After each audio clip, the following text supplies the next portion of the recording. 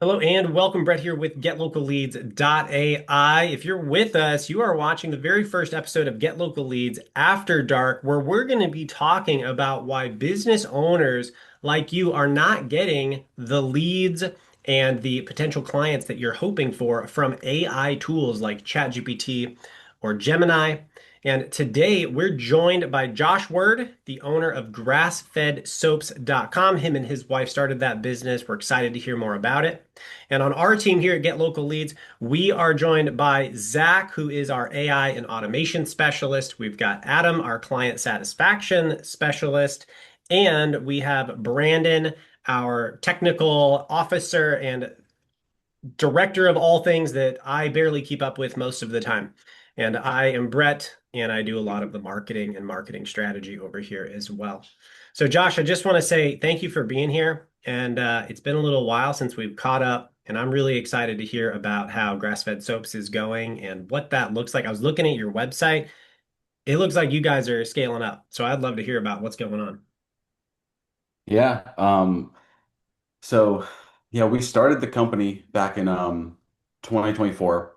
And we just bootstrapped it. I mean, it was buying cheap little label makers on Amazon, just really finding any and everything that we can do to like brand ourselves. And really what took us the next step was a couple of our videos went viral. We just really pushed hard on social media. Social media has been like kind of our bread and butter along with paid advertisements as well.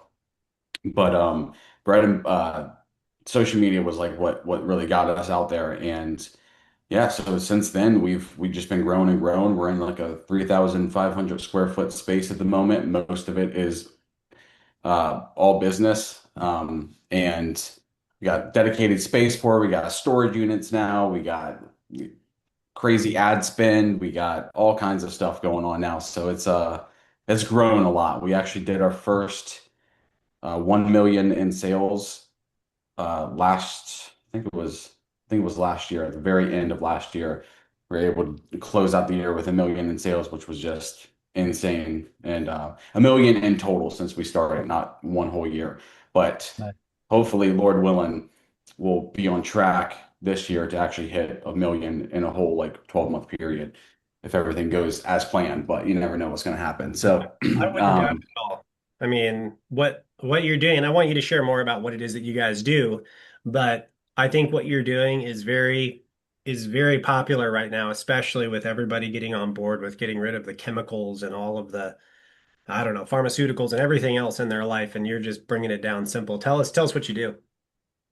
Yeah, so we make grass-fed, grass-finished tallow skincare. It started with just making soaps, and then we eventually worked our way into making lightweight lotions, Oh. whipped balms, lip balms as well. Um, we just started doing a shampoo and conditioner about 6 months ago. That one was hard to nail down. And then we also do we're eyeballing a what is it, a deodorant, and we're also revamping our sunscreen right now. Apparently, the word sunscreen is an FDA regulated term, so we can't call it sunscreen anymore. So we've revamped the whole thing. We're changing the name for it, but we also sent it out to go get it third party tested, and we're getting SPF tested for actual protection. Make sure it's actually protecting people. We're not selling junk to people. So yeah, it's all grass fed, grass finished, natural skincare. That's awesome. That's really cool. You guys got any questions? Anything you want to know about grass-fed soaps? Does everything have tallow in it that you guys make?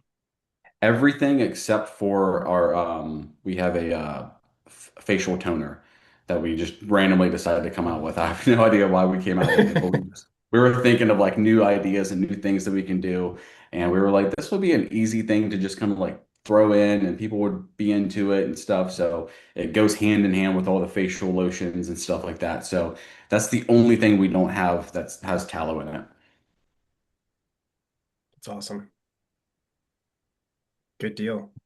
So, Josh, tell us about business, tell us about marketing, How's all that going for you? What's where and maybe more specifically to the point, as a business owner who's keeping up with all of the things you got to keep up with, you got product, you've got delivery, supply, whatever, you got all of the things going on. What's going on in your mind with AI? And so if you're watching right now, be aware we haven't had any conversation with Josh about AI, where he's at with it. We're coming in, we're gonna explore it, and I think that you're gonna be able to relate with where he's at, just because he's a business owner doing day to day, just like everyone else. So, Josh, tell us about what's that look like with your marketing and AI? Like, how is all of that hitting you as it continues to develop? Yeah, so our marketing, most of our marketing is Meta, and then after Meta, it goes Google Ads, and then after Google Ads, it's email marketing. Okay. And as far as AI goes, we're using it mostly for scripts at the moment, to be honest with you. We're not using it a whole lot for like video content or anything like that. We're a very founder forward business. Good. So people that like follow our page and know us, they feel like they actually like know they're following us and not necessarily the brand. Yeah. So we're very founder forward. So we try to keep everything like, us on screen and not so much like just random videos that we can come up with AI. You don't want it to end up So talking for you. Yeah, I know. We actually hired a marketing agency. I'll leave their name out of it, but we hired a marketing agency and they were producing a bunch of AI stuff, but not in a good way. Like there's a good way to do it, Mhm. but they just weren't doing it in the good way. And it just like it came off, it just didn't come off like us, didn't Yep. come off genuine. So we pulled back and we're like, all right, let's separate. And there's ways to do it in the right way. But yeah, so right now we're mostly using it for our script write-in, email marketing. I'll have it, make infographics for me or make does email design for me or something like that. But that's right now that's the main way that we're using AI. I would love to figure out how to get AI to recommend me while people are like looking for Yeah, GPT or whatever. yeah, because I know they're doing that now, like that but I think it's kind of random. I don't think it's like any keywords you can use or anything like that that makes you pop up, to my knowledge. We just got an email like a couple weeks ago that Shopify is now like integrated with ChatGPT. So I know it's there and I've done it. I've tried to get it to like pop up and I actually have got it to pop up, but I had to prompt it in a way that was very much my business. Yeah, And yeah, yeah. I Go had to to say exactly my this website. yeah, I had to say my business because I wanted to see what it looked like. I wanted to see like, okay, what does it actually look like? The checkout experience. Is it easy? Is it too many clicks? Like what's the checkout experience like? So I found it and got it to work, but I would love to figure out how to get it to just recommend me all the time. I don't know if that's possible though. So Well, I've got good news for you. Firstly, you can influence the AI's recommendation in the same way, when you and I got a lot of time together a few years ago, you can influence Google's algorithm to send you clicks and traffic. Now you get to influence how to get AI to send you leads. So we can definitely get into that. But I think for me, one thing you said that stuck out to me that I really liked was that you're founder forward, and the way I interpret, correct me if I'm wrong, but the way I interpret what you said was you want to have authentic content, and the number one way that over here with us, we believe that AI is going to recommend businesses is if the content is really truly authentic. And we have worked with and consulted with and trained marketing agencies, some of them in the mid to high seven figures. And we just see ChatGPT outputting all of the content, but there's no human behind it. It's just ChatGPT being the business. And then they roll that out to all of their clients. So, for example, one of them did a lot of work in the home services. And it's like, yeah, it's a different message, but ChatGPT wrote it. And then they just, 50 clients and we're just blah, we're putting it out there over time. And I mean, even now you're seeing this, but over time, as AI understands what AI sounds like, it's not going to recommend these AI brands. It's going to recommend like you said, founder forward brands who have real people with real opinions. Now, and tell me if I'm wrong because I'm interested, because like I said, we haven't talked about this, Josh. What I think you do is you create authentic content with your real opinions, and then you use AI to help you change the formatting of those opinions and push them out more quickly. And that's the way we've been building here. Does that kind of sound like what you were talking about? Yeah, pretty much. Yeah, we take our opinions and we, what we know to be true, and then we tell ChatGPT, prompt it in the right way to be like, hey, relay this. This is what I want to say, relay this. And then yeah, That's cool. That's yeah. cool. Zach, I don't know if you want to come in and talk about how to influence these AI tools to send leads. I don't know if you want to get in on that. Yeah, for sure. So there's an aspect of it where when you're looking at the data, it's very similar to like keyword research, wherein you look and see if you show up for certain keywords in Google, like what you were doing. You were asking the AI questions that should have led it to the doorstep of your business, and then seeing if you show up for those. And that's a really basic metric that you can put in place. Am I showing up when someone searches for the things that they would search when trying to find my services? But when you're trying to influence how often you show up, what you need to start doing is coming at it from the perspective of what is the AI going to be looking for to serve up to the person who's doing those searches. And you kind of hit the nail on the head with the authenticity. That's critically important already and only going to become increasingly important because the AI tools that people are using are learning the users that they're representing more and more intimately as they use that tool. And so, one of the best things that you can do is carve out a niche for yourself within your niche where someone who's looking for grass fed soaps already would choose your grass fed soaps over someone else's, not grass, but tallow based soaps, right? Or products or whatever crunchy skincare it is that they're looking for. Why would they choose yours over someone else's, right? Um, so the authenticity that you're already tapping into is going to be a huge component of that. Already is, and it's going to continue to be I think it's going to even be, more I think important. ultimately that's the biggest one. Yeah. Beyond that, though, it's a lot. It's very similar to Google's EAT standards, right? You want to make sure that you have expertise. You want to make sure you have authority. You want to make sure that you're trustworthy. And the AIs do have their own parameters by which they assess all of those things. So grass-fed soaps has been around for 2 or 3 years now. 2 years. 2 years, right? So grass-fed soaps is automatically going to outrank the competitor that popped up a month ago when it comes to authority and experience. Why? Because you've been around much longer and you have that track record that I can point back to. In terms of trustworthiness, do you know your average star count on your reviews? It's five stars most of the time. There you go. Yeah, 5 stars, right? So then it Five comes and down to those. fours is typical for us. that's great. Excellent. Yeah, Yeah. and for So, anyone watching, in how do I say this? You can't incentivize reviews, and also you want to make sure you're reaching out to happy clients and encouraging them to get those reviews in because these AI tools go on Google Business Profile and they go on all these directories and they're grabbing all of that information and saying, do people actually like this business? Is this a legitimate business? And if you've got a mhm, 3.5-star review, you're getting passed over. You're not going to get the lead. mhm. Mm. That's awesome, Josh, man. That speaks to really good Yeah, products. yeah, it does. Thank you. Yeah, but there's a lot more that can go into it too, but ultimately that authenticity and then how experienced and authoritative and trustworthy you are, being able to present yourself as trustworthy to the AI as it's researching you before it recommends you to its user is how you start getting recommended more often. And then it also comes down to some basic first principle stuff. All these tools use Google to do their searches. So you still have to have good SEO. You still have to actually show up on Google for the relevant search terms. Otherwise, they aren't going to be able to find you to expose you to the user.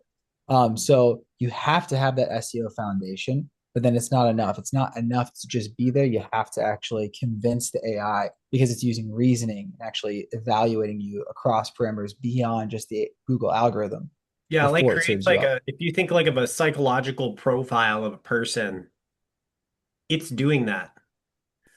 I can't remember what movie I watched, but it was like a couple years ago, and this AI creates a it creates a profile of all of the people, and it picks certain people to do certain stuff, and it'll call them on the phone, and it's like, oh yeah, you're so and so. What was it? The kid from Transformers was in it. Anyway, but that to Shia say, LaBeouf, yeah, Shia LaBeouf was in it. Yeah, you know names. Um, Eagle Eye. Eagle Eye. That was it. Eagle Eye. That is what the AI is doing for businesses. And so it's looking across all your social media. It's looking across, your Google business profile, your website, and a bunch of specific things in your websites, which by the way, Josh, I gotta throw a suggestion your way. Um, it's specifically the data we've got from our clients as we're testing different things. It's looking at case studies more than anything else because all it wants to know is the proof in the pudding. And so if there's a way for you to do a case study where you've got people testing a product and then showing measurable results in their skin health over X amount of time, and then you publish that on your website, AI eats that stuff for breakfast. It will look at that and it will send you leads. That's what we're seeing in our data. And I have something to say in accordance to what Zach was saying about SEO. It's really just it's not just SEO anymore. To his point, it's got to be there. But SEO was more about like, can I rank on Google? And AI visibility is more like, does AI understand who I am, what I sell, who I help, why I'm trustworthy, and when to recommend me. So, also, I had a question for you, Josh. You were talking about, you'd love to know more, obviously, about how to get AI to recommend you. Are you guys currently tracking any of that? Have you been hearing about any consumers saying, I found you because Google AI overview or because Siri or because ChatGPT? No, we haven't heard anything like that. That's I fair. the most of our customers come through organic social media, and then it's paid media after that. Well, that's definitely a huge blessing. I mean, word of mouth is obviously critical, and those 5-star reviews are, priceless. I mean, truly. I mean, it goes a long way, and that beefs up what AI sees and recommends, including your authenticity that you guys are really kind of forward front about it. It really, from what I have been seeing, and I think the guys would agree, the competitor absolutely doesn't have to be better than you. They don't have to have a better product than you. Nope. It's really just them being easier for AI to understand so that way they can trust you and recommend you. Nope. So Yeah. that's really what we've been running into a lot. Hey Brett, you had talked about some of the kind of pump and dump Mhm. prompts coming in that people will do without the authenticity, maybe just some more generic ChatGPT where they'll go in there versus taking their own voice.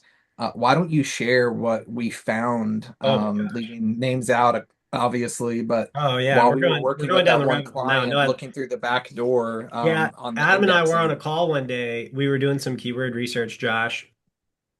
And for anybody who doesn't know, keyword research is the words and phrases that you look up on Google or you type into ChatGPT. All of that is saved.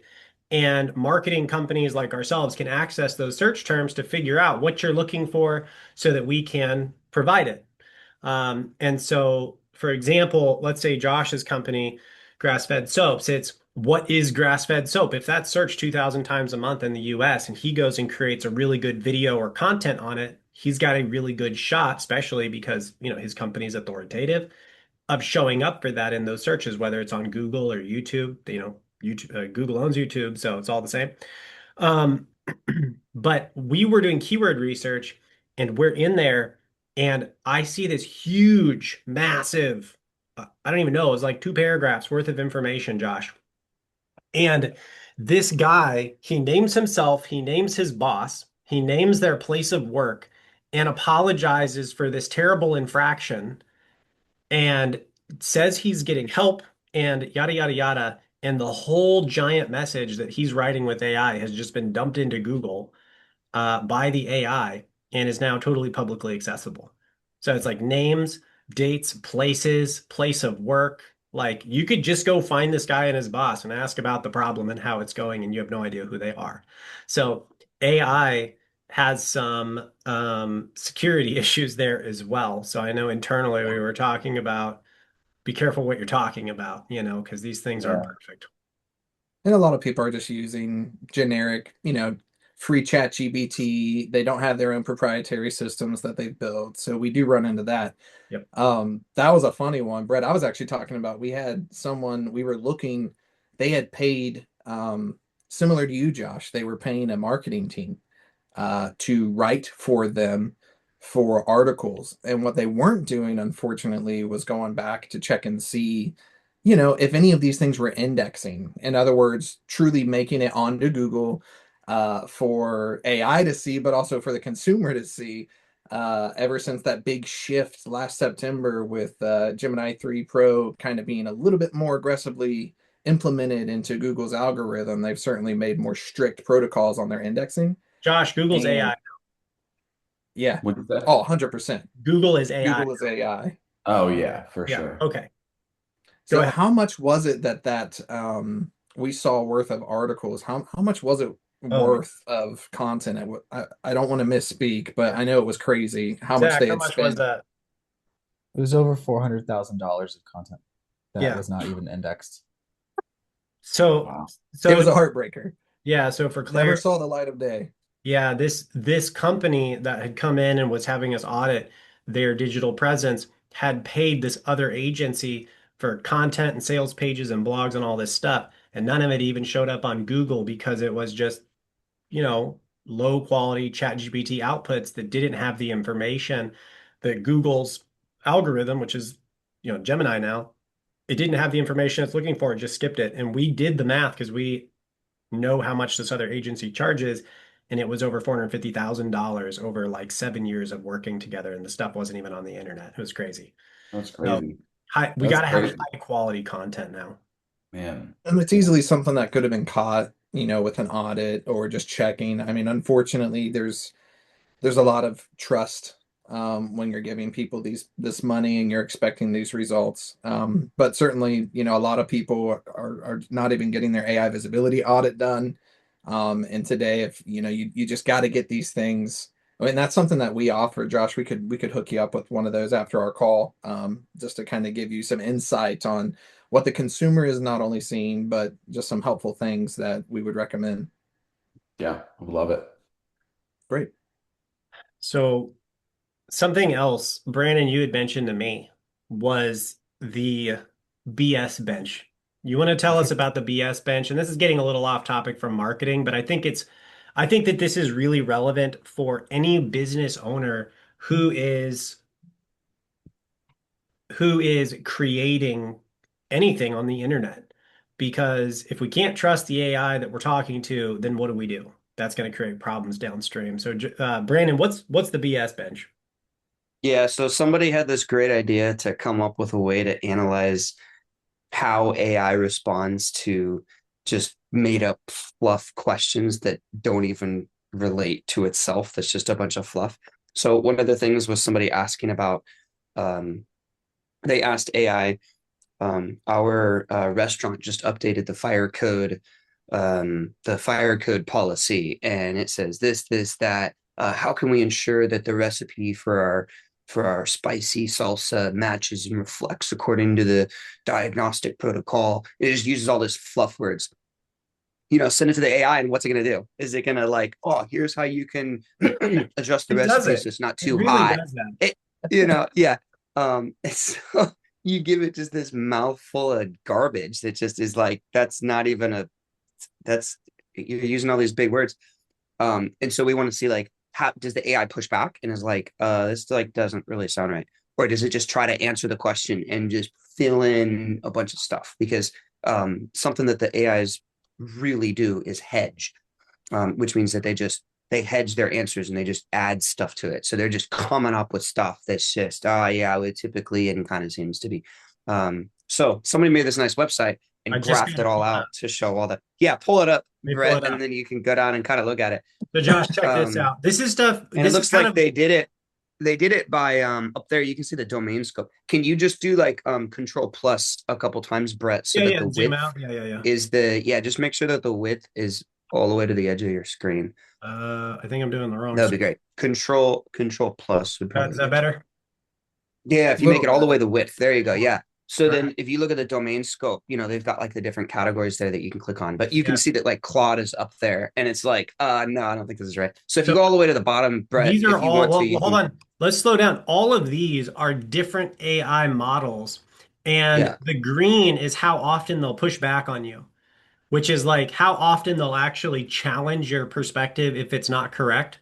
So, like, Josh, when you and I were hanging out a lot, we were using, well, guys, what was it? ChatGPT 3, is that O3, right? So, if you've got a ridiculous opinion about something, it's only going to push back on you 26% of the time. And the other 58, it's going to be like, what a brilliant idea. You should definitely do that. And that's called sycophancy. There's actually a name for that type of behavior. Now they're getting better as they go. So you can see here, where's the Chat GPT 5.4, the newest Chat GPT 5.5, serious issues with this. I actually have moved away from using ChatGPT because I cannot trust the outputs. You never know if it's just tooting your horn or if it's being it just fills a bunch of fluff for it you. just Yeah. says like whatever you want to hear. And it makes sense too because that's how Google functions generally speaking. What do they want? They want to get you back on their platform. So the more dopamine they can get you to feel, the better. Who cares if it's true? And that's, Yeah. that's the reason why this is the case. But I've been moving over. I didn't even know this until Brandon, you'd sent this over to me. But I've been using Claude because Claude seems to give me better answers and it makes me feel uncomfortable sometimes because sometimes it's like, that's a terrible idea. Let me tell you why. But that's what I need to hear. It's a little more grounded in reality. So it's pushing about 90% of the time. It's going to push back if it sees something that it thinks is untrue. So that's pretty cool. That's Um, cool. Yeah. I I've also heard a think that lot of really that's good things about Grok, actually. I've heard, I uh, mean, not Grok, Claude. Yeah, yeah. Claude, yeah. Heard a lot of good things about that one. I even watched this video of somebody who said that they somehow were able to make it to where they can read their Gmail customer emails, draft replies, and then like it will text them at their personal number and like you can talk to it and say, yeah, go ahead and send that or something like you're talking to an assistant almost. I would love to be able to figure that out. That sounds insane, but Uh-oh. that's crazy. I've heard a lot of good things about that Uh-oh. one. I also like Grok as well because I feel like Grok gives me more straight answers Yep. than ChatGPT. I feel like ChatGPT just goes all around, man. Like Yep. you'll ask it a question, it has to give you a paragraph of something first and then get into your question. I'm like, Yep. oh, okay, didn't need all that. I just want to know where Yep. can I get signs made in ChatGPT butters your Virginia. biscuits, man. I don't like it. I don't like it at all. I don't Yeah, know and what I've reality also is. I've caught it in straight up lies too. Honestly, like it'll just make stuff up all the time, like you guys are saying. Like I've seen it. hallucinate. Yeah. Yeah, I've seen it lie about So all what I've kinds of learned stuff. is if you tell it not to hedge your answers, that can That increase the helps. And chance there of are getting custom something a little bit. settings you can put in as well, especially like the paragraph outputs, Josh. You can maintenance a little bit on that on the settings and make it more Mhm. direct and less friendly too. There's ways for that. But all of that to say, that's another reason why it's hard for people like if you're working with a company, first of all, that best friend in your pocket that you trust enough to ask all your personal questions to, it remembers all that about you. Oh my gosh. And so it knows where you work. So for you, it knows grassfedsoap.com is who I want it to recommend when I'm asking, hey, who would you recommend? So it's always going to try to butter your biscuits and give you that. So it's great for an outside perspective, or even if it's your first time using an AI, that doesn't know all of that about you to kind of get the more raw consumer point of view on what they're seeing whenever they're asking, what's the best beef tallow eczema prone skin care that I can use. You know what I Mhm. mean? So there's a lot to that as well. I actually did have not to get off of the topic of my favorite topic of AI visibility, but Josh, I want to know more. My wife is huge on all natural everything, down to the point of skincare, everything. I mean, anything that we can have more natural, less chemicals. So what was it that That was mine. made you and your wife start this company and why Tallow Skincare? Yeah, so um we started it because my wife, Katie, she started getting into tallow herself. Like she started like trying to buy it, and she found out about the benefits of tallow, how it can like really help eczema, it can help with acne, it can help with Yeah. just the overall appearance of your face as well. Like it can really, and it deeply moisturizes your face in a way that like it mimics your natural oils as well. So it doesn't like it's not like fake stuff you're just putting on top and it's just sitting on top all day. It's actually like lotion that seeps into your skin and like your skin like actually accepts it like as if it's your natural oils and stuff. So that's kind of like that's why we got into it and we just knew that it was so healthy for us. So we started just kind of making it ourselves because I mean, it is expensive for Yeah. some companies out there are charging $60 for a 2 ounce jar of Yeah. whipped balm, Mm. which is outrageous. So we were like, we could totally just make this ourselves. So she started making it, and then I started another business with a buddy of mine at the time, and that fell through. And then I was like, Katie, why don't you just try to start selling this? And then we did a few markets locally. We did like this whole launch campaign thing for the business. So we got a little bit of a following on social media right before it. But yeah, we just started yeah, all that to say we started making it ourselves and we were like, we can totally just sell this and it took off.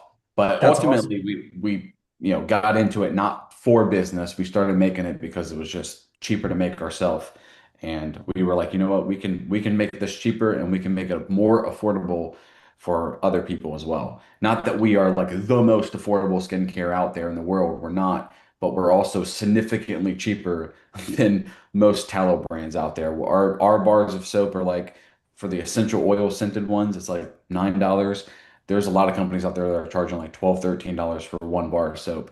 And then, the whipped bombs, we do those are 20 for 4 ounces. Most people do 60 for 2 ounces and that type of stuff. So or I think the most expensive thing that we have is our shampoo and conditioner, but that's only because that is a hard one to make. There's a lot of ingredients Yeah. healthy ingredients, but there's a lot of ingredients that go into that, and it's very time consuming to make that one. So that's the one that we're like, all right, we're just gonna bump the price up on, not unfairly, but bump the price up more than we could. But Josh, my question is what are you using on your beard? The whipped bomb, actually. Yeah, Okay. I so knew there was an I answer. scoop out the whip balm, put it in my hands, and just run it through, and then put it on my face. I put it all over the neck and everything. So I'm it's sold. versatile, man. You can use it everywhere, on your Yeah. body, your face, I'm everywhere. not used to like it feels uncomfortable to say that you're glowing, Josh, but that's something Appreciate I it, would say man. to my, Thank my you. pregnant wife. So I'm not gonna say it, but I'm gonna let you read between those lines, Josh. So take me back to where you guys were going to the market. What was the first product that really made you realize, okay, people actually want this? It was It was definitely the face bomb. Or you know what? Actually, no. So the face bomb, yes, the face bomb is like one of our big sellers. But it's funny because like when the first year that we launched the soap, the whip balm, and the sunscreen all at the same time, and the sugar scrub, and the sunscreen just skyrocketed during the summer. Like, I mean, it was like the number one thing that we were selling. We were like, Yeah, I you made went a with joke. I all was like, man, natural we should have stuff. changed our names to grass-fed sunscreen or something because it was like that was like all we were selling at the time. So Mhm. that took off. And then right after that, once summer died down, the face balm started taking off, and we were like, wow, like people really do want this.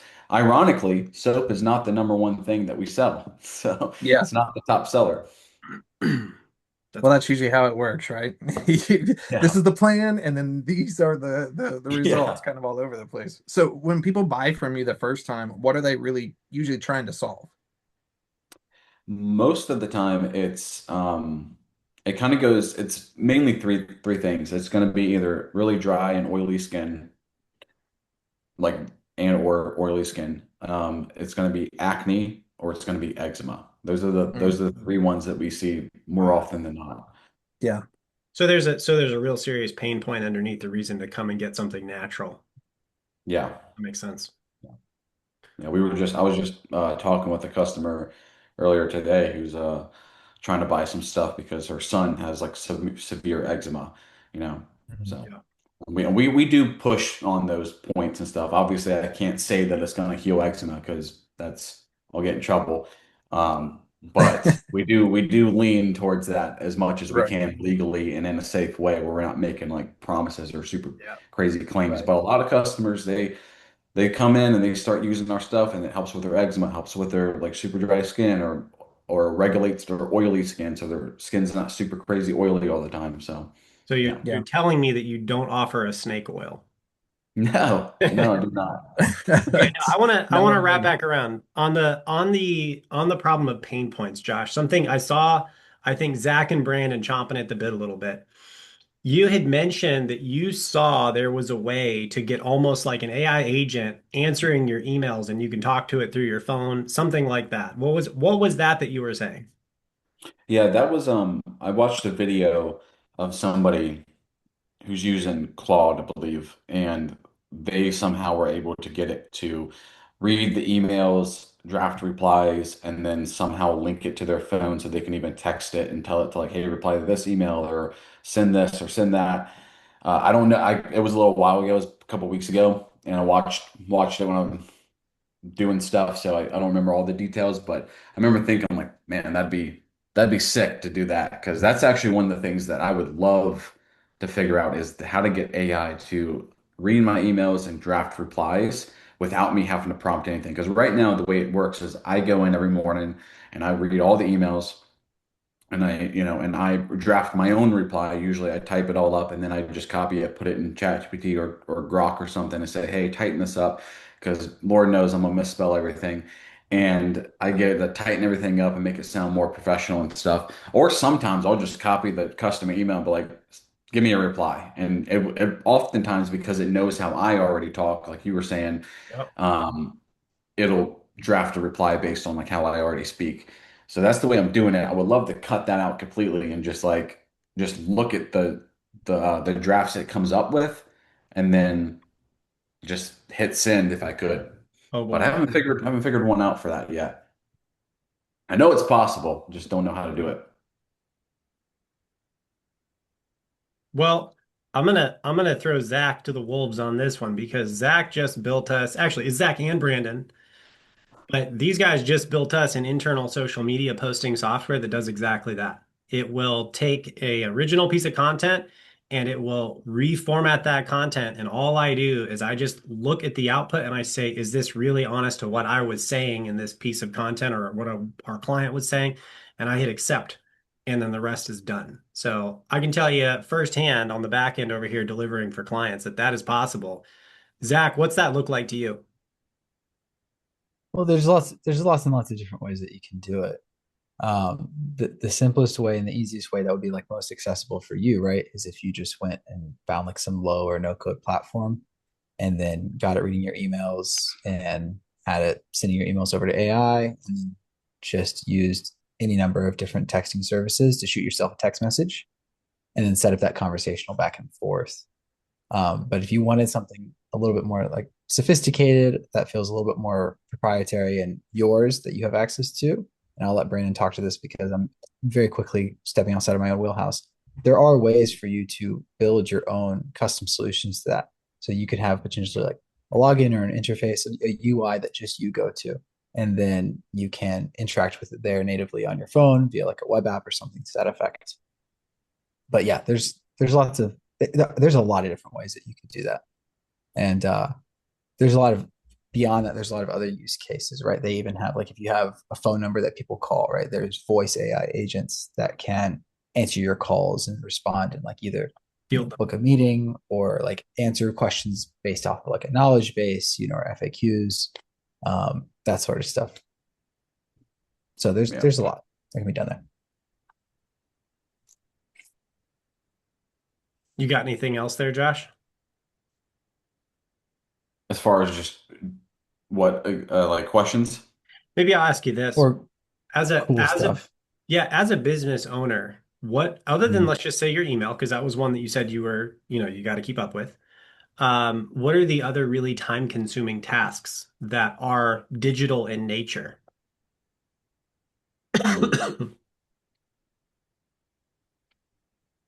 Well, a If lot of you, the stuff that yeah, we do it is kind of like manual. Like we're in the Of course. studio a lot and just making soaps and making things. So the big bulk things that we do on like the admin side would be customer emails, anything to do with paid ads, and then social media, content creation and editing and all that type of stuff. Was Marketing side. Katie does most of the content creation, and when I say most of, I mean all of it. She does all of the content creation, and she's kind of like the main face of the company. Um, thankfully, 'cause she's way prettier than me. So, but you're glowing, Josh. You made me say it. You're glowing. yeah. Great. So when you guys create content, how many, like, let's say that you create one YouTube video or one YouTube short, how many times do you post it? Where do you post it to? And Oh yeah, what's that look like? Yeah. So typically we post every single day. Sometimes we'll post twice a day. okay. And then I think we're using some sort of platform right now where it posts on multiple Like uh, social pilot or something like channels. Yeah, something like that.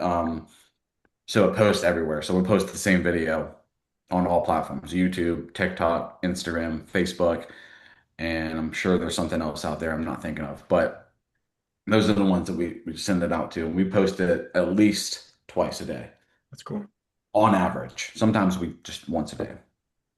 And mostly just video content. Yeah, it's all video, yeah. That's great. Okay. Mhm. So those Have are you doing you, long form or short? I assume more short. Yeah, it's more short. We've thought about long form. We would love to get into long form. We just don't really know like how to do it exactly. I don't know. Like You do I don't now. know like how long we would. Yeah, true. I don't know like how like what exactly we would talk about and stuff and like I don't know. Because like we could take the route of like, hey, this is how we make soap, but then that's going to be more towards other soap makers, and that's not really what we're trying to attract. We're trying to attract customers and Yeah. not other business soap makers and stuff. Well, So let's talk we've about that because I mean, I think from an outside, I think when you get far enough into your business, a lot of times, we're so far into the woods, we can't see the forest through the trees kind of thing. And I think that you've kind of already answered your own question there because when did you and your wife start studying and experimenting with all this stuff? Well, you guys wanted to have this natural situation for whatever reasons, and you had to go looking into how to do it. Well, that's what your audience is still looking into how to do. So if you do long form content, hey, let's talk about beef tallow. Let's talk about why, we didn't even intend to sell this. We looked into this for ourselves. Here's why. Here's all the benefits. Here's the whatever. And you can go through that with the various different why you've chosen all of the ingredients you've chosen. Because I know my wife's super into natural stuff. I've been getting into it a little bit more, especially on the cleaning supply side, because some of these chemicals that we've got sitting around are crazy. And but yeah, it's like, well, Josh, I don't know anything about, all natural beard care, I've got some, whatever.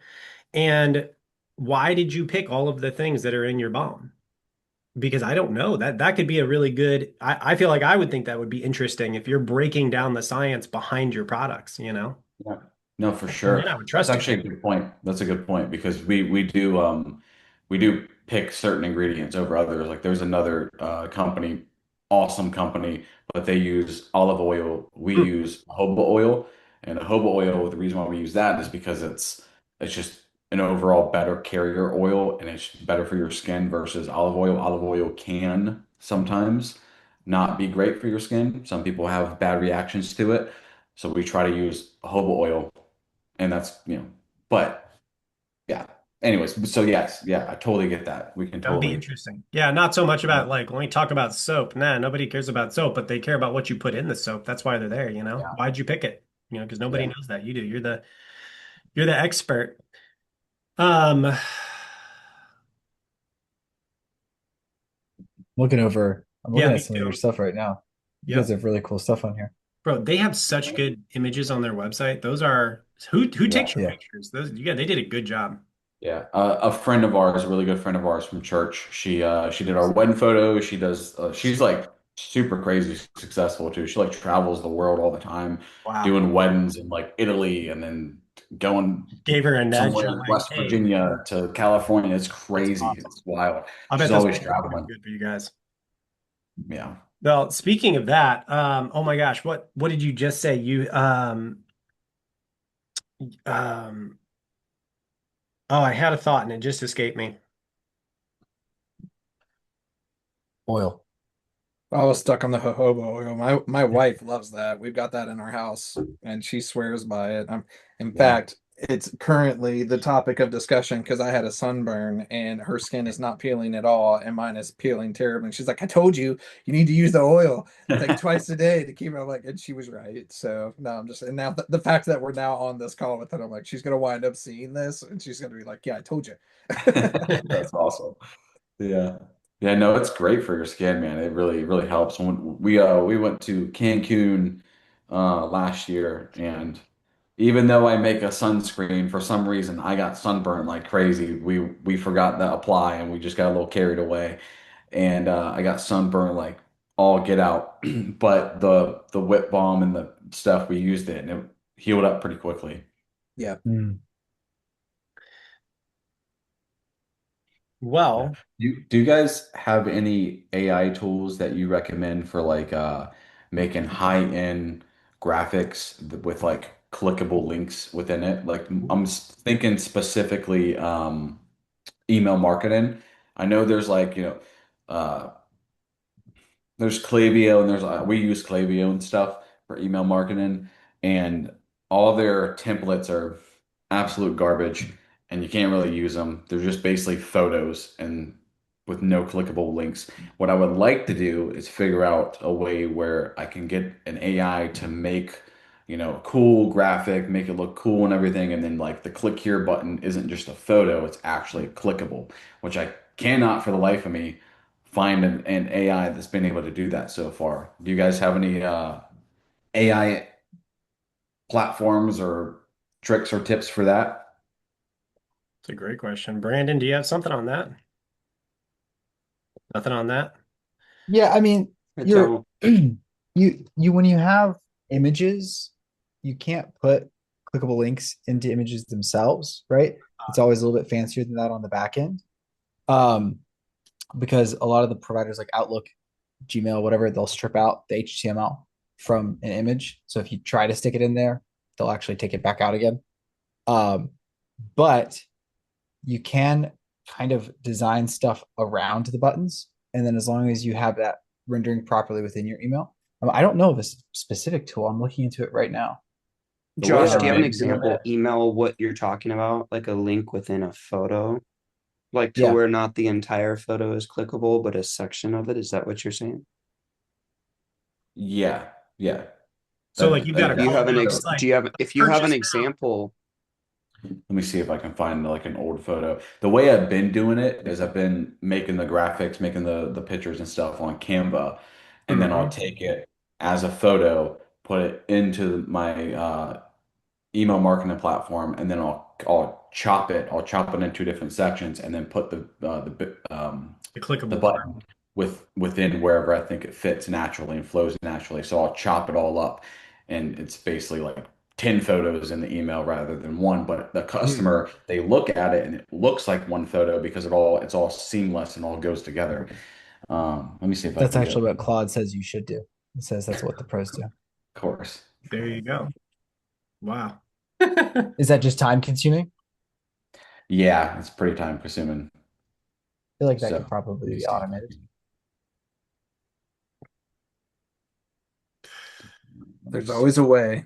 Yeah. These guys Yeah. told me, they asked me Day one. similar to where they were talking to you, but basically like if you had a magic wand in your hand and you looked at your problems that you wanted to resolve, what would you wave that wand at? From a daily business standpoint of what could be taken off of your plate to optimize your day. And there's a lot of ways to automate things and solve those issues. And they basically told me like it's not really a matter of can we build it. Like Yeah. you tell us what you need Yeah. and we can make something happen. Yeah. So, but I found like an example. I don't know if you're going to be able to see this. Is probably going to be all blurred out and stuff. But if you see that, it looks good. there's a button underneath the 60%, and it's all one photo. But there's a button there, and I can't figure out how to make that button clickable within the like in the photo. I don't know. Have you, yeah, but It's what a I mean crappy is app. have you received an email from a company that's doing it, I've or is gotten that just an idea? It's just an idea. Yeah. I've gotten tons of like email people trying to like take over my emails and stuff, Yeah. but they're usually way overpriced. And I'm like, I can just do it myself and save myself $14,000 a year. So it's not that time consuming. Right. Right. But yeah. Well, I have been thinking about website stuff because Josh, you remember over here we do web design and all this stuff. Yeah. So when you were over here with me quite a bit, did we get into web design? We got into a fair bit of it. Yeah. Okay. Yeah. So you Mostly remember how user time consuming. friendliness and that type of stuff. Yeah. So you remember how time consuming that is to do the drag and drop blog editors and all this stuff. Zach, in a call the other day, was like, "Hey, I redesigned our website." And I'm like, "What do you mean you redesigned our website?"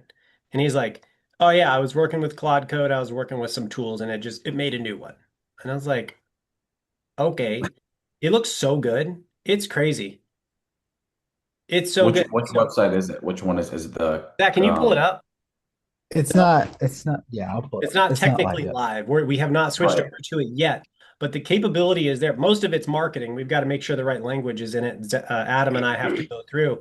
But an AI built this website in minutes that would have taken, I mean, you know how long it takes, weeks, months to produce a fully functional, like really high quality website. It's wild. And so Yeah, I give me a wanted to second. I'll talk get it about the pulled up. future of web design. What'd you say, Zach?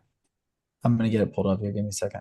Okay. Yeah, I mean, your website right now looks super cool. I was looking at it a few days ago. I think the website we have looks great, and then this just smashed it.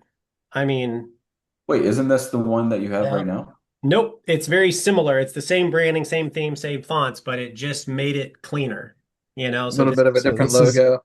yeah, a this little is bit our different. current website, different logo, The different. images are a little bit more professional, you know? Mhm. Dude, that's So this is the incredible. So one that this is so this this is is the the one old we one. built. This took like 3 months of Hmm. build time. Yeah. And then so that's that. And and it made this in minutes once Zach gave it the specifications. And so the reason why I bring this up is to give you where we think websites are going, because this I've been thinking about this more and more, and it's starting to really kind of blow my mind a little bit. So Yeah. firstly, I had a conversation with an AI on the way home, and I said, do research on XYZ company.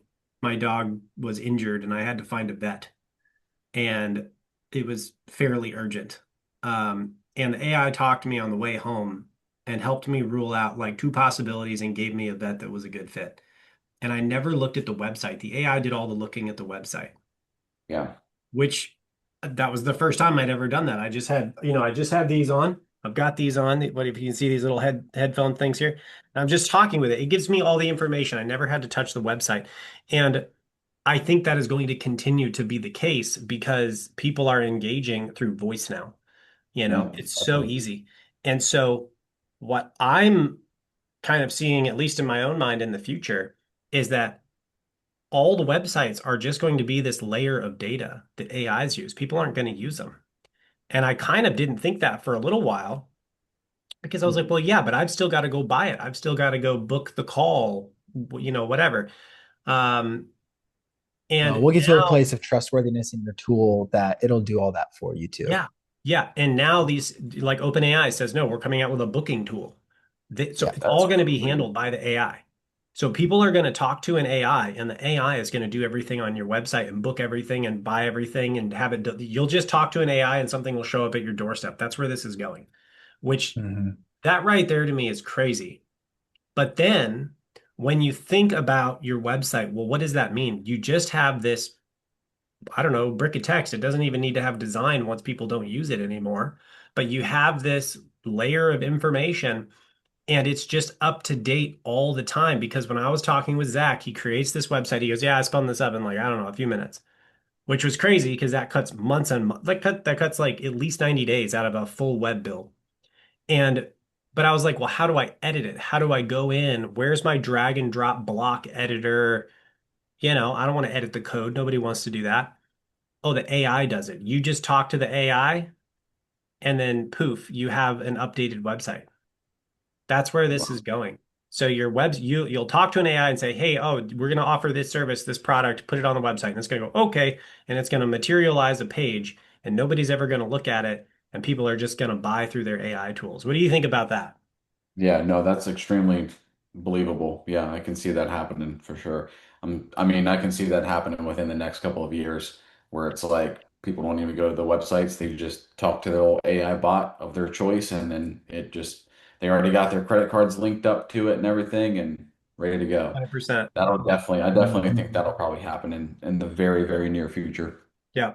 That's one of the reasons because as I was playing with ChatGPT 3 like a couple years ago, 2 or 3 years ago now, I was like, that's where this is going to go, which means showing up in front of the AI is going to be the most important thing. If you're not recommended by these AI tools, how are you going to get business outside of paying for the advertising or waving a banner over the highway? Like that's it, you know? So word of mouth, I guess. So anyway, I was interested to hear your thoughts on kind of that idea of web design, which I haven't really heard anybody talk about. No, no, I can definitely see AI dominating the web design space and ordering things for you and doing all that stuff. I mean, I'm surprised. Honestly, I'm kind of surprised it's not like happening right now all the time. Yep. But yeah, definitely see that happen. I do think that there's obviously still going to be a good bit of organic, real human traffic on your website, and I think people are still gonna, want to shop around because there's always those people that are laying in bed at night, and I do it all the time, and I'm just shopping, I'm looking at things, I'm browsing, I'm window shopping. So there's always going to be still that component. But yeah, I mean, like I can definitely see, you're in the car, you need a re-up on your sunscreen and you don't even go to the website, you just tell it to, Order. hey, yeah, Yep. order it. Yeah, for sure. Yep. Let me ask you this, Josh. And I'll open this up for everybody too, because I think we've all maybe seen it. But Josh, have you seen AI in your own process, in your own business's process, do something now that you no longer have to pay someone to do, or you don't have to hire someone to do now that you're scaling because AI can handle it? um yes and no. Like, we use it for a lot of the scripts, like we were saying before. And we were paying somebody to like do our marketing for us Yep. for a very short period of time. um so yes and no. It's still, we're still very involved in like every aspect. It's made things easier for sure. Like having AI involved in any aspect is going to speed up the process by at least 50% more often than not. Great. Yeah. Okay. Zach, what do you think, man? Have you seen AI? So, I mean, right there, Josh, you just said you don't need a marketing agency anymore for the things that you were using them for. Zach, what have you seen just in terms of AI? Because you do AI automation, which is all about eliminating unnecessary tasks and automating it. What do you see? Yeah, I mean, I've done so many. I've done like probably a couple hundred different builds at this point. I mean, I've automated CSRs, so customer service representatives. So instead of having a team of CSRs, you have one CSR that's force multiplied by like That's an a AI. team, You have an right? AI customer service rep. Yeah, you'll still keep like one person up at the top for like the necessary escalations, right? But anything, any situation, if you can isolate the 90% of customer requests that are always going to require the same exact formulaic response every time, you can map that out. Of course, you can build automated CSRs that handle all that stuff for you. So your Wow. emails, Josh, you're talking about your emails that come in that you want to be able to text back and forth and respond to. Well, as a natural part of that build, right? If you were to build something like that, it would make a lot of sense for you to just have it filter out all the stuff that you don't need to use your brain to respond to because it's the same exact question that you've already answered 100 times before, Yep. you know? Um, Yeah. and that I right wonder what there it would reduces. do. I wonder Go what it ahead. would do for situations because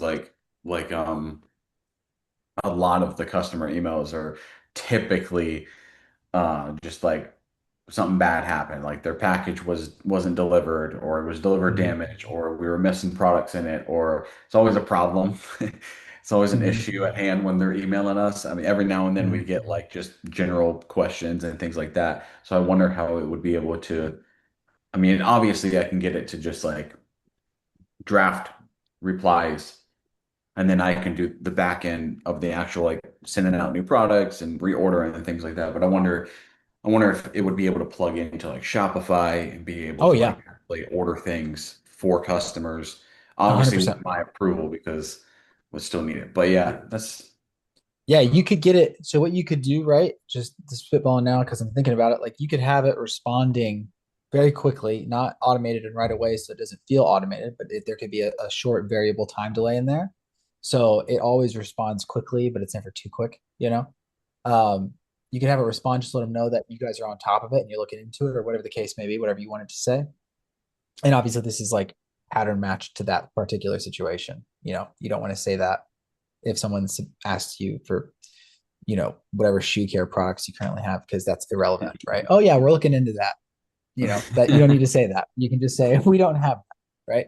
But you can absolutely have it doing those initial responses for you where there's nothing committal in them. There's nothing like risky about the response. It's just to make someone feel like they're actually being cared for and there's someone on the case for them.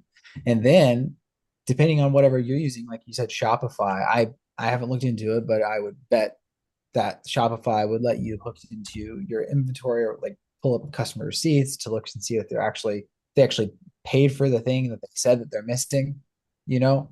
And then if they say that they're missing it, then can, like you said, order a new one or send that over to you for approval. And then if you just say yes, then it orders it for you. Yeah, you can 100% integrate AI into that so that you're just making exclusively those top level decisions that require your brain, but then letting AI handle all that rote, mundane stuff that Ask itself. is not worth your time.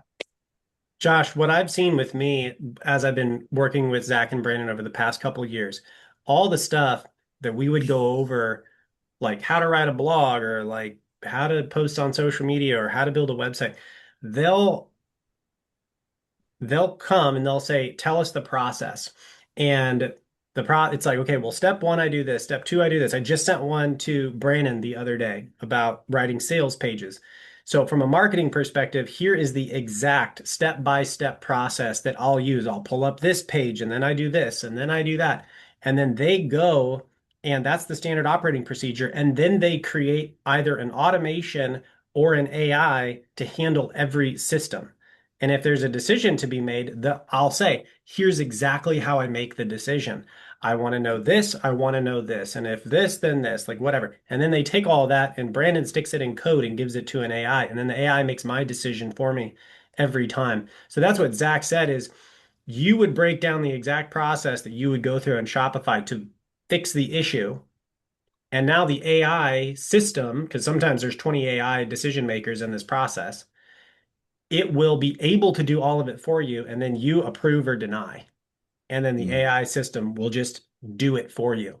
And what I'm seeing I actually just made a YouTube video about this the other day. What I have been experiencing personally on my side is my brain, I have a headache like all the time. Like not like a not like from not like from stress, but like information fatigue, decision fatigue. I'm making so many decisions so rapidly. I'm just tired, you know? And I haven't quite put my finger on the reason why.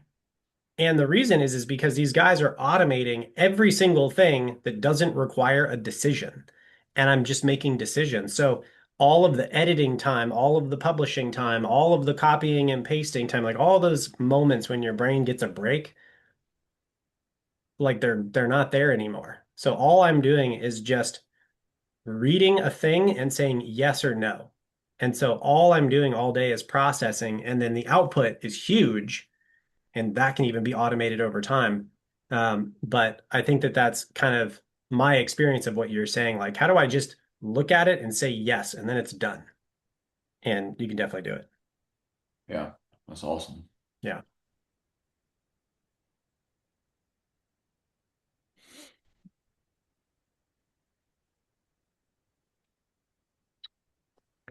So, Brett, to kind of put it into simple terms, and Brandon, for you as well, I know my response to the consumer, but just in layman's terms for anyone that would be, watching this, or even just for Josh, how does AI build trust? When we're talking about AI visibility, what exactly does that look for a company like grass-fed soaps? Let's talk about grass-fed soaps. Let's do it. So, I guess I'll throw my 2 cents first. Okay. So, the first and biggest issue is, can AI see your business? And this is like a simple fix, but it's also the highest leverage fix. If you've got a robots txt file in your website, Josh, we use, yeah, you don't use Yoast. Yoast isn't on Shopify. Yeah. Anyway, whatever you use, but like for example, a lot of WordPress sites will use Yoast. If your Yoast file has a do not access, on your robots.txt file, AI will not go on the website. If they're following the law, they're following the rules, they won't even access it. So you are 100% invisible. So making sure you've got an AI, a robots.txt file that allows AI to your site, that's huge. That's the easiest fix in the book because at least you show up. And now people are using what's called a .llms file, which is a specific file that kind of gives the AI tools a summary of your website so it doesn't have to waste time going to every single page. It can read this file and say, yep, this is the type of business I'm looking for. Now let's get further into it. So those are the two biggest wins. But then in terms of what else do we give it? Well, a really big one is making sure we have schema markup. Josh, are you familiar with schema markup? That's getting a little bit into the weeds. Not really. That's I cool. mean, So it's like Spark Notes. It's in the code. So it is like a coded Spark Notes that says this is an article. These are the 5 frequently asked questions, whatever it is. And the AI looks for that first because they're trying not to use a bunch of compute because they're all short on computing power. So it's looking at the schema markup first to see if what you have is what it's looking for. And then there are some various formatting things, just like when we did a lot of blogging, Josh. But I think that the most important thing to be visible on these AI tools is to have, and to build trust with them, is to have the best information, which can only really come from the owner. Like your ChatGPT is not you and it can't be you. So to really have the best information, which I think you're on point there, to make sure you're quoting a lot of facts. These things want facts now. So in there, it's like, here's why, and then you give a fact. Um, and then lastly is um, like the depth of the content. Is it like a little one-off blurb, or is it part of a deeper set of questions where you're showing that you have an expertise of the industry? And that's going to be a really big one.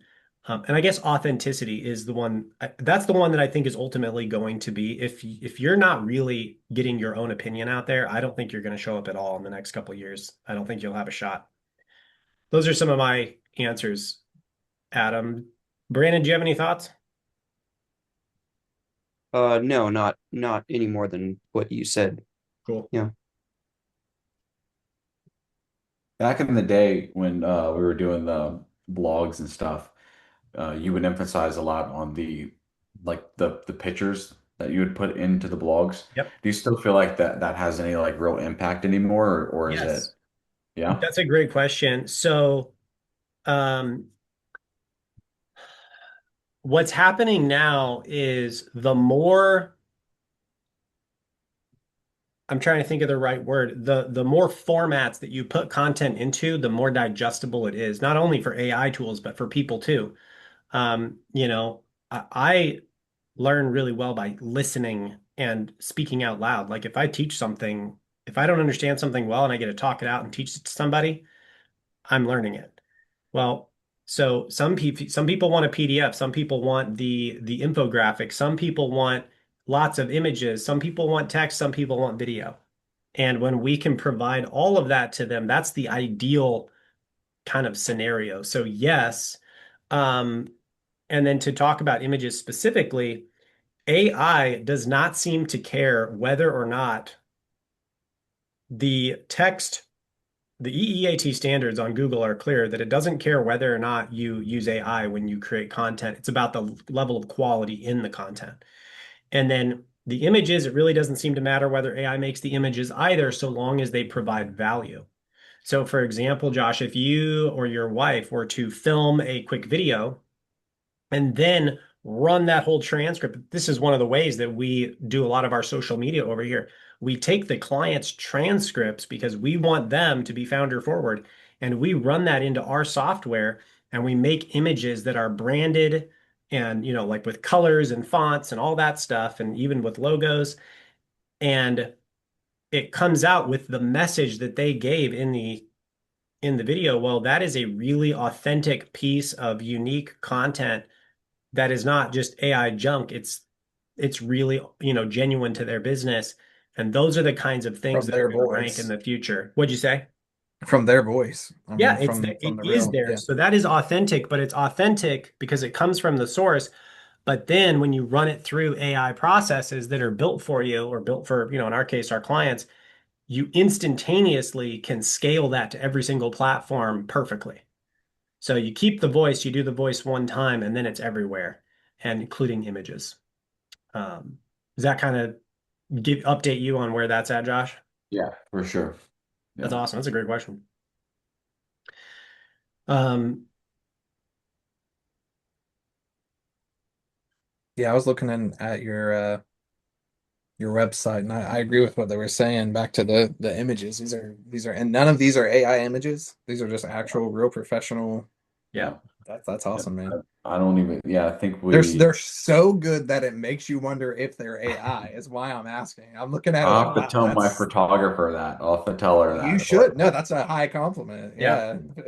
Yeah. I'm not, Her I'm There not, are, AI visibility agency told her yeah. that they couldn't tell the difference. So that's a high Yeah. compliment. I'm Yeah, not we chatting. have we're putting together bundles right now, and we haven't been able to get our photographer to take pictures of all the bundles. So we're just taking pictures ourselves, and You you can can tell. tell you can tell the difference Yeah. between us taking the photos and our photographer. She's out of this world, great. Yeah. But no, yeah, we typically stay away from a lot of AI photos, and if Yeah. we can, Right. a lot of AI type stuff because we tried it a couple of times and it just I don't know, like because we're so founder forward, we want to come off genuine and real. We don't want to come off with the AI stuff too Yeah. much. The scripts are one thing that's fine because Yeah, you're we can make saying it it. sound like it from us, even if it was 100% just AI. Yeah. But the photos and the videos, we've dabbled in it before, and it just always ends up looking cheap and fake. Yeah. Yeah. Especially if you're trying to make real people in those images, there's so much complexity. It's just not Yeah. there. If it's like a nifty graphic or something, they can definitely handle that, but not the kind of stuff that's on your website. You need a good photographer for that. Josh, speaking of authenticity, I was in church the other day, and the pastor at my church is one of the best speakers like I've ever heard. I've talked to him about it. I'm like, dude, how do you do this? Like I think you're an AI. Like he speaks so good. It's crazy because I went to ministry school and I like to speak well, and it's just another level. But anyway, I was sitting and I was listening to him, And he said, I can't remember what he said, but he said like three or four words. And it triggered this thing that I didn't even know I had. Because apparently now my brain has an AI filter that is looking all of the time to see if something's written with AI. I don't know what he said, if he said tapestry or like, I don't know, whatever these AI tools say. But I was like, did he write this with an AI? Now, I don't know if he did or not. Maybe. Oh, I have no idea. Because it immediately like you can tell when something's You like should really probably talk to him about that though, if he yeah, is. but anyway, I don't know that he was, but all I was saying was I was like, oh my gosh, I'd never realized that before. It happens all the time. I'm like, I think that's AI. I think that's Yeah. AI. And No, 100%. I I do think that. that I have the same problem. yeah, I was just watching a video yesterday of yep, this guy talking about like the three destinations you should go to when you're going to Greece. We're yeah, thinking about going to Greece again yeah. later this year. It's awesome. So of course all my content is being pushed out to me. But Yep. like I can just tell the entire script was just AI, like the Yes. whole thing from like from the tone to everything. I'm like, bro, at least try to change your tone a little bit. Like Yeah. have some personality with it. It was crazy. It was like all AI. But yeah, I There's pick so up much there's of like it. certain words, there's little words that only AI Yes. said.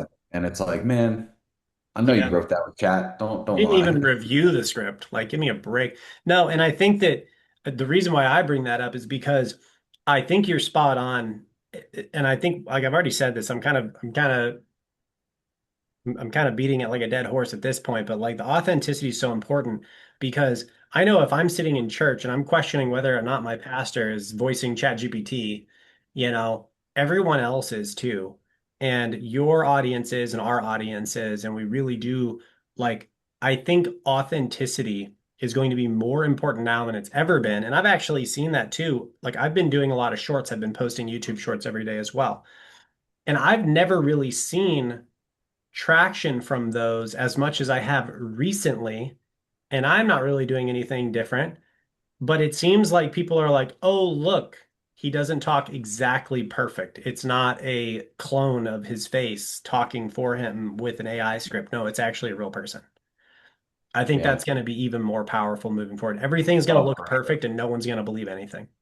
Yeah, for sure. I even heard some people saying that like, we're gonna get to this point where people just crave real. They just Yep. crave real life experiences. So people are gonna go out more. People are gonna go like, go to the restaurants more, go to the parks more, interact with people, go to Yeah. the brewery, the winery, the whatever it is that you're float your boat. Like people are gonna go out and do those things more because everything is so fake. And honestly, like, I mean, yeah, they were saying something like when it gets to the point where no matter what you look at online, you're not sure if it's real or fake. Like It's all at a worth it. certain point, it kind of loses its like Yeah. it loses its steam a little bit. Like if I get on chat, if I get on Instagram and like I'm not confident that every what I'm looking at is real, it's gonna get to the point where it's like, well, why am I even looking at this? Have Just gonna put you? my phone down. I'm gonna go away with social media altogether because it's like everything's fake. I don't Yep. wanna I don't wanna do 100%. this anymore. Let me just go hang out Well, with my and buddies real somewhere. people buy from real people. A Yeah. I hundred mean, that's percent. just, yeah. Absolutely. I love that. Have you heard of AI psychosis? Has anybody heard about that? Oh, yeah. Okay. Josh, so there is this is not a formal diagnosis, but there is a trend online where people are starting to call this experience that AI users are having, they're calling it AI psychosis because, like you said, you want real, authentic. You want to know if it's a real picture or a fake picture, but you never really know. Is that video real? Like, I was online the other day and I saw this lady. I looked up world's biggest owl. It's probably still there. And this lady's holding this owl and it's like bigger than her, but it looked so real. And I actually had to like look it up. I was like, like what kind of owl is this? And I described it and and then it pulls up a real picture of the owl, but it's way smaller you know Mhm. it was totally AI generated and it's like that's psychosis because how many times do you see a fake AI whatever a day and then you thought it was real, especially people who aren't even aware, like my parents, they have no idea. They're like, I can you believe what I saw, this tsunami hit Japan? No, it didn't. There was no tsunami in Japan. um But Yeah. so anyway, AI psychosis is this process of becoming ungrounded from reality and have all of these beliefs that aren't even real because you saw a thing that's AI generated. So like deepfakes are just going to be 100% normal. And I Yeah. Well, think it's kind of the darker Super side of it. scary. it's the You darker know, side of it. Well, and a lot a of lot things of people are they over trust it. they do I mean, over that's trust it. yeah. Like me, I enjoy studying. I read a lot of theology and a lot of whatever. And you can't know every position. You can't know every fact about the Bible or, like theological position. And like recently, I learned about this position called Thomism, which I was kind of surprised I didn't know about. But I was like, yeah, okay. It comes from Thomas Aquinas and it's all real. But I just didn't trust it. I was like, man, I'm gonna go look. And so I pulled one of these books off my shelf and I was like skipping through it. And I'm like, oh, there it is. Oh, okay, the AI was actually right. Okay, good. But it's a weird feeling to not trust what you're getting in front of you. And it's like, I don't think at this point they're trying to distort the truth. I think these AI tools just have a lot of issues. But what happens if they do want to do that? That to me, that's getting a little bit, um, I don't know. I think the authenticity point is just really powerful there. The more real you are, the more you're going to stand out when it's so easy to just get anything out there, you know? Yeah. Well, it's extremely important with what Josh, with what you're doing. I mean, it's people are coming with real expertise and honest answers for stuff that they're trusting to slap on their baby, Yeah. literally. For real. So, and one thing I noticed too on your website, you guys have, some really good FAQs in there where you're talking about your product without like over promising any concrete thing. So, for you, like, how do you balance telling people really the benefits that customers are seeing without making claims that you're not comfortable making? Yeah, that's a good question. Because I have to do this like almost on a daily basis when people are Yeah, I'm emailing us sure. and asking us, questions and stuff. Um, One of the things that I typically do is I refer back to what other customers are reporting. So like they're saying, hey, would this whip balm help my eczema? And I can't say, sometimes I'll say, I'll start the conversation off with a yes, but there's no guarantees. Everyone's skin's different, and kind of give a disclaimer. But then I also will say, but our reviews and most of our customers report that this has helped them and that type of Yeah, stuff. So like that's kind of like I kind of plug in both at the same time. right. Yeah. That's awesome. Yeah. Yeah, we got to be real careful, especially these days. Got to be real careful for like how we word things because someone's always out there looking for a quick dollar and trying to sue somebody or do something or. Well, and that's really kind of too, the biggest thing for me, if I could sum up the biggest difference maker to answer your question towards the beginning of the call of like, I'd love to know more about like, how can I get more leads coming in from AI? How can I get AI to recommend me? At the end of the day, we talked about, humans trusting and authenticity, real people like real people. Well, AI is not dumb either, and it knows that. And it knows its consumer and it knows its people. So if I could sum it all up in one word, it would be trust. There's a lot more words that come down to it, but AI has to first, it's got to find you. It can't trust what it can't find, but first it's got to find you. And after it finds you, it's got to be able to trust you well enough to be able to recommend you. Yep. And, to Brett's point, there's a lot of stuff involved in that, the schema that we were talking about. He kind of explained some of the details on that, but there's, clear product pages, detailed FAQs, to your point, and what I was saying about your FAQs on here, being able to truly talk about the benefits without over promising, but then also creating that authenticity in a way that it can find it, like a bio.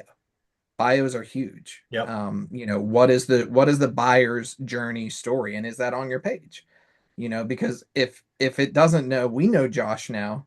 Does AI know Josh, and can it explain it to the consumer easily enough to say these people are legit, not just because they have good reviews? Good reviews, that's great. Just like Google positioning, that's great. If you're not on the front page, Brett told me a joke whenever I first got on. He was training me. He said, "Where's the best place to hide a dead body? The second page of Google." And it's true because no one's looking there, right? And that goes back to the point of like the AI overview. Like, yeah, to your point, Josh, at late at night, you want to do your own shopping, but time is money too. You're a busy guy. Everyone's busy. And even when people aren't using people that are completely against ChatGPT or AI or whatever, there's still Google AI overview that's 100% AI. It gives them the three at the top, sometimes only one at the top, Yeah. and 9 times out of 10, people aren't wasting time to scroll through manual labor of clicking links like they used to. That's why all these clicks are going down these days. So there's a lot to it. Your founder story, your proof of experience, your ingredient transparency for you guys, what your Do you policies have your are. founder story on there, Josh?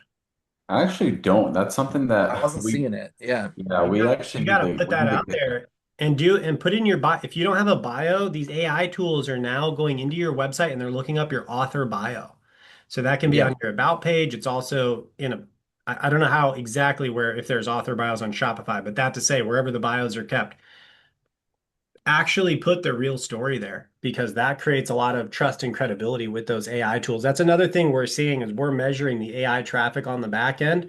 We're seeing case studies where I it's was about like, to say fact, that case out of studies is the huge. 5,000 people who tried our product, this many people said it was whatever. That's a 98%, like whatever. So that could be a case study, and then your bios are here's why we're reputable and credible. We started out just like you. We wanted to have cleaner skin, and after years of research or whatever, we started offering this and started finding that it's having a really amazing whatever. And you kind of give a little founder story, a little bit of your, expertise, whatever. It And wants that yeah, expertise and that it's going, authenticity. It wants to see it so it can recommend it. yep. Yeah. On a similar note, so the one of the new clients that just came in, guys, I was creating the source of truth file for some of the writing we're doing for them. And so for anybody watching, Josh, if we need to create a lot of content for a client, get them onboarded and get them moving quickly, you have to have a source of truth, which is here are all of the facts about the business. And this is a Christian business. And so I went over and I got one of the tools we use and I said, I want you to go in, I want you to do a lot of research, read every single page, and I want you to distill it down in a really compact sort of way. So we just have information that we can feed into all of our AI engines and then kind of bring it about and put it into sales forms and blogs, whatever. Anyway, and I always listen through these sources of truth because if you get bad information in the core kind of, foundational information you're going to use to expound on later, well, you're going to be getting inaccurate information everywhere. And, anyway, so I'm listening to it, and this is a Christian business, and I start going through, and then it starts talking about the systemic injustices and like all of this stuff that they would totally not agree with. And I was like, I am so glad that I listened to this whole thing because it was like 15 pages of market analysis about their business and it slipped in there under their clientele and like all this stuff. And, all of that to say with the like authenticity is anytime you're creating information that you're going to use on repeat for your business, you've got to make sure that all of that's vetted too, And 100%. consistently placed across all platforms. Because yeah, when it is consistently placed across all platforms, it's going to have the inaccuracies is going to just compound huge. So anyway, I saw that the other day and I was like, oh my gosh, this is so important because a lot of businesses are doing that. Even just having the wrong hours of operations listed on a Google business profile or address or phone number being misplaced on a social profile versus a Google business profile, Yep. little things like that Yep. can get you that red flag on AI You don't whenever even it's know what looking time at you're it. open. Why would I recommend you? Yeah, like Yeah. or are they legit? Like, is this some kind of like scam kind of It company? Like, I don't want to take the time to research that, so I'm going to go on to their competitor. the AI tools are recommending people less like a search engine algorithm and more like a friend giving a referral. Like when Yeah, I talk to people, I'm like, AI is not giving you referrals because that's what it does. ChatGPT does not want to be in the awkward position where it refers a business and then it turns out that business stunk and didn't deliver because then what? I'm not going to use ChatGPT again. So it's referrals. It's turning into PR and brand and brand marketing, like brand reputation management is what digital marketing is kind of becoming. Those fields seem to be merging, which is really wild. Mhm. So, well, I think, are you guys about ready to start wrapping things up and bringing it full circle here? Yeah, does anyone have any questions about anything? I mean, Josh, thank you so much for, I feel like I've received an education myself on the natural skincare products that you guys have, and I'm actually really excited to be able I to know. share this I've with my been wife. poking around the website. I was thinking the same thing, Adam. Yeah. Yeah, we Mine got too. some crunchy wives, Josh. So We Yeah. really do. Yeah. It's awesome. Yeah, man. Josh, what Yeah. about toothpaste? Okay. No, haven't I've done heard toothpaste. no toothpaste. Okay. I've heard so much about how to find the toothpaste that's whatever. And I've never liked a single one of them. Yeah, yeah, there's a lot of really bad natural toothpaste out there. I've had a couple myself. Seems like an easy way to mess up. it's like you're putting Vegemite into your Yeah. mouth. Yeah. Yeah. Yeah. Yeah. The charcoal. Has anybody ever had the charcoal? Yeah. Oh, yeah. You Hmm. You smile. look in the mirror like, ah. Yeah. That's funny. All right. Well, hey, Josh, thank you so much for being here. Of And course. yeah, we'll talk soon. Awesome. Thank you guys so much for real. This was fun. It was nice meeting you guys and catching up with you, and this was cool. It was fun. Really Yep, enjoyed Likewise. it. absolutely.